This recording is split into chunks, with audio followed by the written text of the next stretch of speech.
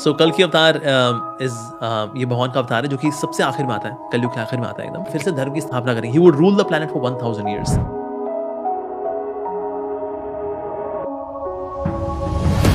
Some people believe that humanity is just so discouraged with its own efforts that they need an external savior, and Kalki is supposed to return towards the end of the Kali Yuga. and युग युग में जब भी परेशानी आएंगी इस धरती पे तो मैं एक रूप हासिल करूंगा. अवतार की सही मानी आपको मिलेगा वेद से. उसमें पता चलता है जिसे हम कहते हैं पैगंबर, आखिरी पैगंबर, आखिरी अवतार कौन है? कल के अवतार. आने वाला है, आ चुका है. अगर मैं आपसे कहूँ कि नबी पाक सल्लल्लाहु अलैहि वसल्लम का जिक्र हिंदुओं की मुक़द्दस किताबों में भी है तो आप शायद मेरी इस बात पर यकीन नहीं करेंगे, लेकिन ये बात सच है. वीडियो पूरी आखिर तक देखना वरना आपको कुछ समझ नहीं आएगा. हिंदुओं की किताब भविष्य पुराण में लिखा है कि मोहम्मद नाम का एक शख्स अपने साथियों के साथ अरब में आएगा. यहाँ साफ तौर पर नबी करीम सल्लल्लाहु अलैहि वसल्लम का नाम मोहम्मद लिया गया है और ये भी लिखा है कि वो अरब में आएगा और रसूल अल्लाह सल्लल्लाहु अलैहि वसल्लम के साथी यानी सहाबा इकराम का भी जिक्र है और ये भी लिखा है कि वो पूरी इंसानियत में सबसे अफजल होगा. और इसके अलावा वेदों में लिखा है कि कल की अवतार भगवान का आखिरी मैसेंजर होगा और हर मुसलमान का पक्का यकीन है कि रसूल अल्लाह सल्लल्लाहु अलैहि वसल्लम अल्लाह ताला के आखिरी पैगंबर यानी कि मैसेंजर हैं. कल की पुराना चैप्टर 2 में लिखा है कल की अवतार के बाप का नाम विष्णु भगत और माँ का नाम सौम्निब होगा और विष्णु भगत का मतलब है विष्णु का बंदा और रसूल अल्लाह सल्लल्लाहु अलैहि वसल्लम के वालिद का नाम था अब्दुल्ला यानी अल्लाह का बंदा. इन दोनों लफ्ज़ों के सेम मतलब हैं. इसके बाद कल की अवतार की माँ का नाम सौम्निब बताया गया है. सौम्निब नाम का मतलब है शांति और रसूलुल्लाह सल्लल्लाहु अलैहि वसल्लम की वालिदा का नाम था आमिना और आमिना नाम के भी मायने शांति ही हैं. और हिंदू मज़हब की मुक़द्दस किताबों में लिखा है कल की अवतार जैतून और खजूर पर ज़िंदा रहेंगे और ये बात भी सब मुसलमानों को पता है. जैतून और खजूर दोनों रसूलुल्लाह सल्लल्लाहु अलैहि वसल्लम को बहुत पसंद थी. और इसके अलावा वेद में लिखा है कल की अवतार अपनी ज़मीन का सबसे रिस्पेक्ट ख़ानदान में पैदा होंगे और रसूलुल्लाह सल्लल्लाहु अलैहि वसल्लम भी अरब के सबसे ज़्यादा इज़्ज़तदार घराना यानी कुरैश में पैदा हुए.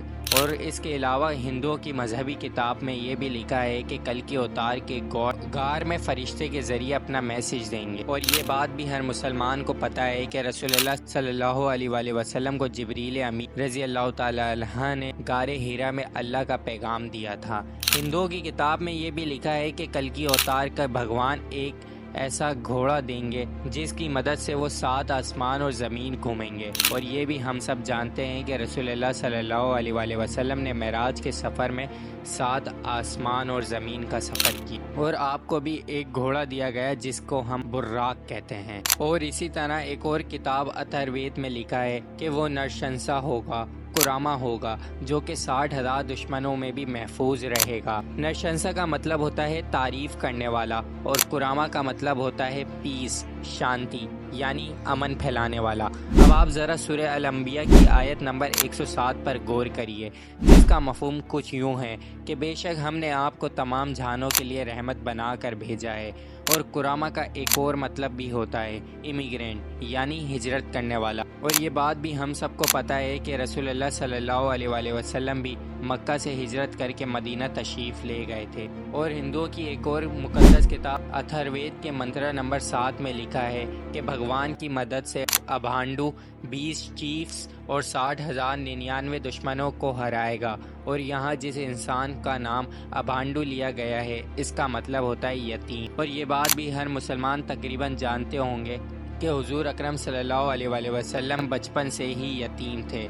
समवेद अग्नि मंत्रा 64 में लिखा है कि ऋषि को इसकी माँ दूध नहीं पिलाएगी. और ये भी तकरीबन मुसलमानों को पता है कि रसूलुल्लाह की वालदा उनके बचपन में ही फौत हो गई थी और फिर रसूलुल्लाह को उनकी दाई हलीमा सादिया ने दूध पिलाया था. हिंदुओं की एक और मुक़द्दस किताब अथर्ववेद में लिखा है कि जब वो जंग के मैदान में अपनी तारीफ़ें सुनेंगे तो उनकी हिम्मत और बढ़ जाएगी और वो 10,000 दुश्मनों से बिना लड़े जीत जाएंगे और वो लोग कारों के खिलाफ लड़ेंगे.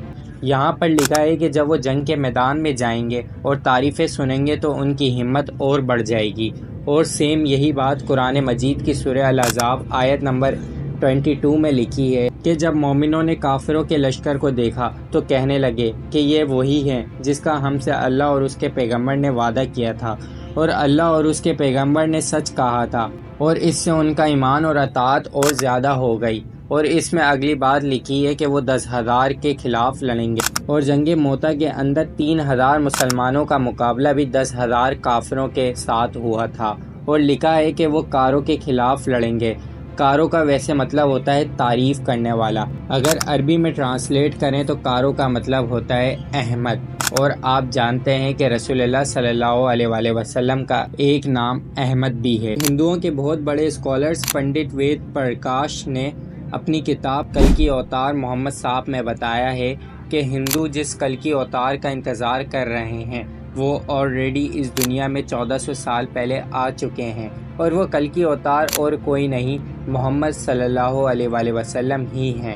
اس بات کو بہت سے پنڈت مانتے ہیں، لیکن اس بات کو اپنے لوگوں سے چھپاتے ہیں اور شرک اور عجیب رسم و رواج کو عام کرتے ہیں۔ ان سب سے ہمیں پتہ چلتا ہے کہ ہندو جس کلکی اوتار کا انتظار کر رہے ہیں وہ کوئی اور نہیں محمد صلی اللہ علیہ وآلہ وسلم ہیں۔ اللہ پاک ہمیں سمجھنے کی توفیق دے، آمین۔ خدا حافظ۔